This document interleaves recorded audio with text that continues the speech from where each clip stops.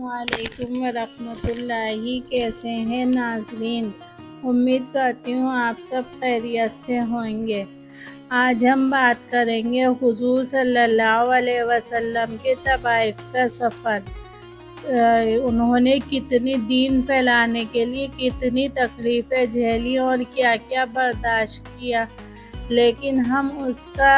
ذرا بھی وہ نہیں کر سکتے تصور کہ انہوں نے کیا کیا جھیلا ہے۔ آج ہم اسی کے بارے میں وہ سب جاننے کے لیے انہوں نے کیا تکلیفیں جھیلیں، کتنی مشقت ہوئی، کتنا خون بہا، یہ سب جاننے کے لیے آپ اس ویڈیو پر آخر تک بنے رہے تاکہ آپ کو بھی معلوم ہو۔ دین کے خاطر سختیوں کو برداشت کرنا اور تکلیف و مشقت کا جھیلنا۔ حضور اقدس صلی اللہ علیہ وسلم اور صحابہ کرام رضی اللہ عنہ دین کو پھیلانے میں جس قدر تکلیفیں اور مشقت برداشت کی ہے، ان کی برداشت کرنا تو دور کی بات ہے، ہم اس کا ارادہ بھی نہیں کر سکتے۔ ہم نالائق، اس کا ارادہ تو دور کی بات ہے، اس کو دشوار ہے۔ تاریخی کتابوں میں اس کے قصے اور واقعے موجود ہیں، مگر اس پر عمل کرنے کے علاوہ ہم ان کتابوں کو کھول کر بھی نہیں دیکھتے کہ انہوں نے کیا کیا تکلیفیں جھیلی ہیں، کتنا کچھ سہا ہے۔ آج ہم اس کے بارے میں ہی بات کریں گے۔ حضور کریم صلی اللہ علیہ وسلم کا طائف کا سفر کا قصہ۔ نبوت مل جانے کے بعد 9 برس تک نبی کریم صلی اللہ علیہ وسلم مکہ میں تبلیغ کرتے رہے اور قوم کی ہدایت اور اصلاح کی کوشش فرماتے رہے، لیکن تھوڑی سی جماعت کے سوا جو مسلمان ہوئے تھے اور تھوڑے سے ایسے لوگ کے علاوہ جو مسلمان نہ ہونے کے باوجود ان کی مدد کرتے تھے، اکثر کفار مکہ آپ کو اور آپ کے صحابہ کو ہر طرح کی تکلیف پہنچاتے، مذاق اڑاتے اور جو ہو سکتا تھا اس پہ درگزر بھی نہ کرتے تھے۔ حضور صلی اللہ علیہ وسلم کے چاچا ابو طالب ہی نیک دل لوگوں میں سے تھے جو باوجود مسلمان نہ ہونے کے حضور اکرم صلی اللہ علیہ وسلم کی مدد فرماتے۔ 10ویں سال میں جب ابو طالب کا انتقال ہو گیا تو کافروں کو اور بھی ہر طرح کھیلنے اور پریشان کرنے کا موقع مل گیا، مسلمانوں کو خوب تکلیف پہنچانے کا موقع ملا انہیں۔ حضور اقدس صلی اللہ علیہ وسلم اس خیال سے طائف تشریف لے گئے کہ وہاں کا قبلہ ثقیف کی بڑی جماعت ہے،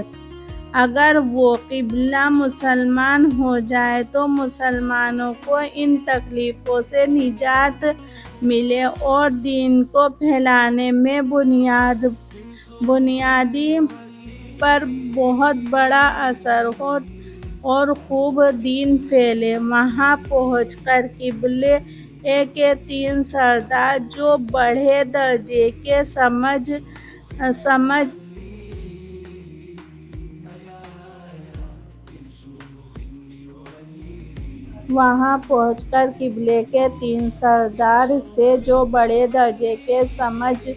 جاتے تھے گفتگو فرمائی اور اللہ کی دین کی طرف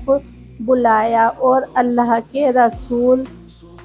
رسول کی یعنی اپنی مدد کی طرف متوجہ کیا، مگر ان لوگوں نے بجائے ان کے دین کی بات کو قبول کرتے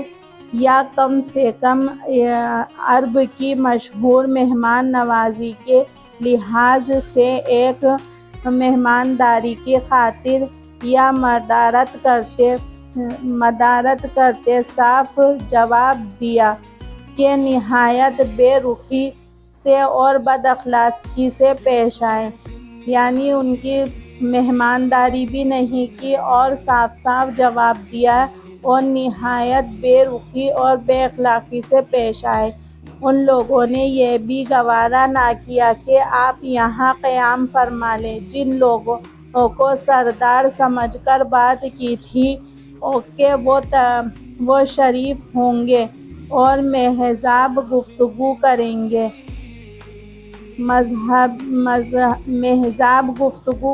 گے،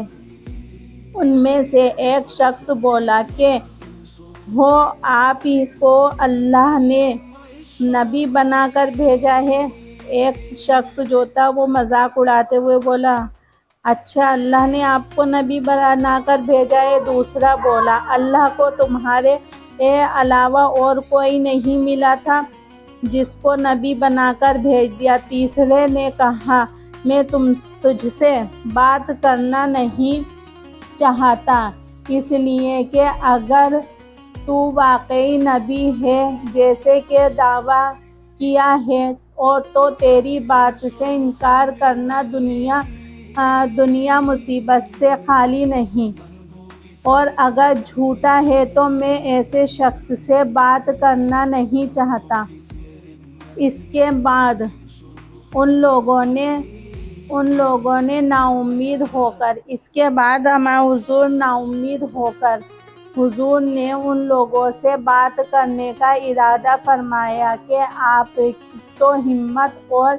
استقلال کے پہاڑ تھے، مگر کسی نے بھی قبول نہ کیا، بلکہ بجائے قبول کرنے کے حضور صلی اللہ علیہ وسلم سے کہا کہ ہمارے شہر سے فوراً نکل جاؤ اور جہاں تمہاری چاہت کی جگہ ہو وہاں پہنچ جاؤ، یعنی کہ وہاں سے ہمارے حضور کو جانے کو کہہ دیا ان لوگوں نے کہ آپ یہاں سے چلے جاؤ، جہاں تمہاری چاہت ہو، جو تمہارا اسلام قبول کرے، جو تمہاری بات پر یقین کرے، اس کے وہاں چلے جاؤ آپ۔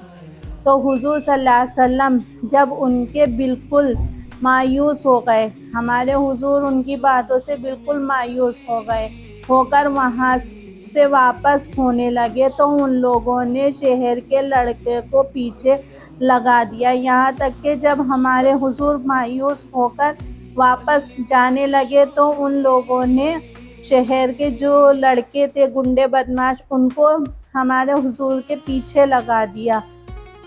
کہ آپ ان کی مذاق اڑائیں، مطلب وہ جو تھے لڑکے ان کی مذاق اڑانے کے لیے اڑائے اور تالیاں پیٹے، پتھر برسائے، حتیٰ کہ آپ صلی اللہ علیہ وسلم کے دونوں جوتے خون سے جاری ہونے سے رنگین ہو گئے،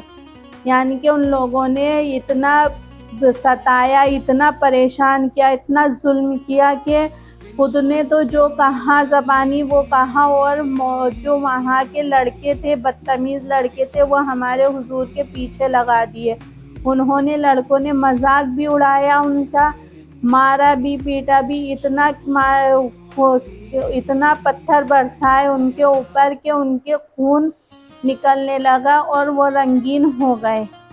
حضور صلی اللہ علیہ وسلم کی اسی حالت میں واپس آئے، ہمارے حضور جو تھے اسی حالت میں واپس آئے۔ جب راستے میں ایک جگہ ایسی شرین کہ اطمینان ہو تو حضور نے یہ دعا مانگی۔ دوستو، یہ بات میں یہیں ختم کرتی ہوں، یہ واقعہ انشاءاللہ آپ کو اس کے آگے کا پارٹ واقعہ میری نیکسٹ ویڈیو میں ملے گا۔ اس کے لیے آپ کو میرے چینل کو سبسکرائب کر کے رکھیں اور بیل آئیکن کا بٹن دبا دینا تاکہ آپ